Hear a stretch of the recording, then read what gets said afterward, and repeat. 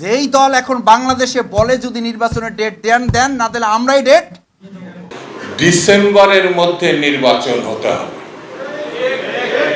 আপনি ডেট যদি না দিতে পারেন আমরা একটু অপেক্ষা করবো, তাহলে আমরা ডেট দিয়ে দেবো, আমরা ডেট দিয়ে দেব, ডিক্লেয়ার করে আসবো। তাহলে আমি ওই দল এবং ওই দলের লোকদেরকে সামনে রেখে, এই বিজ্ঞ আইনজীবীদের সামনে রেখে দেশবাসীর কাছে প্রশ্ন করতে চাই, এই দল তো নির্বাচনের ডেট ঘোষণা হলে নির্বাচনের দিন বিকেল 5টা পর্যন্ত অপেক্ষা করা ছাড়াই সকাল 10টার মধ্যেই তারা তাদের রেজাল্ট ঘোষণা করে দেবে। যে দলের নেতারা এই কথা বলতে পারে যে হয় ডেট আপনারা দেন নাহলে ডেট আমরা দিয়ে দেবো, ওরা তো প্রত্যেক কেন্দ্রে কেন্দ্রে এই কথা বলবে, হয় বিজয় আমাদের ঘোষণা করে দেন নাহলে আমরা বিজয়। এই আশঙ্কা থেকেই এই দেশের জাতি এখন বলছে আগে বিচার করতে হবে, সংস্কার করতে হবে, তারপর নির্বাচন দিতে হবে। না হলে এই যে হুমকি, যেই থ্রেট আপনারা দিচ্ছেন, এগুলো তো আওয়ামী লীগের আমলেও তো আমরা এরকম কথা শুনিনি।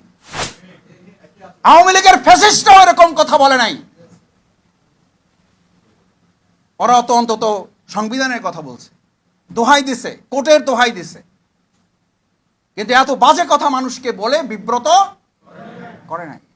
আপনারা বলেন বিব্রত তো জনগণ। আপনারা বলেন আপনারা হতাশ তো জনগণ। জনগণকে আমরা হতাশ করছি। আমাদের এই সমস্ত অরাজনৈতিক এবং সংস্কৃতির বিপরীতে গিয়ে অপসংস্কৃতির রাজনীতি আমরা যে মানুষের সামনে প্রেজেন্ট করছি, এখান থেকে বাংলাদেশ জামাত ইসলামের আইনজীবী অঙ্গনকে মজবুত ভূমিকা পালনের মাধ্যমে দেশকে আমরা সংস্কার করবো ইনশাআল্লাহ। সেই সংস্কারের প্রথম ধাপই হচ্ছে নিজেদেরকেও গড়ে তুলতে হবে। আমরা এক সময় আমরা বলি না যে আমরা প্রয়োজন আবার রক্ত দেবো। আমি এখন উল্টা কথা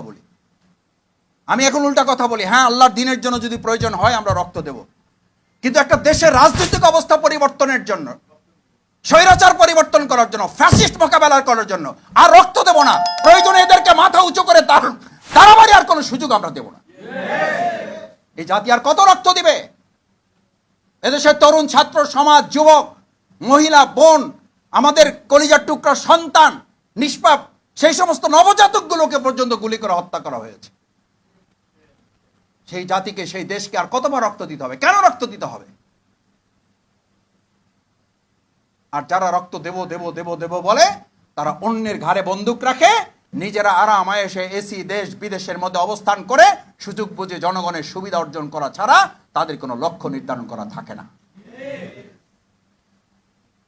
ভাইয়েরা, এই জন্য আজকের ওয়ার্কশপ আমরা বলছি, এই ওয়ার্কশপের মূল লক্ষ্য হচ্ছে আমরা দেশ পরিবর্তন করতে চাই, জাতি পরিবর্তন করতে চাই, কিন্তু তার আগে আমরা আমাদের পরিবর্তন। বাংলাদেশ জামাত ইসলামী এটার প্রতি কনসেন্ট্রেট করছে। আপনি আপনাকে পরিবর্তন না করলে আপনি দেশ এবং জাতির কি পরিবর্তন করবেন? আপনাকে পরিবর্তন করতে হবেই। আমরা আমাদের পরিবর্তন করব এবং এই দেশ জাতি আমরা পরিবর্তন করব। দেখি ইনশাআল্লাহ পারবেন? এটা পারবেন? এই দেশের প্রয়োজনে পারবেন?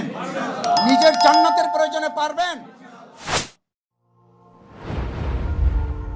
নূর মিডিয়া টিভি 24।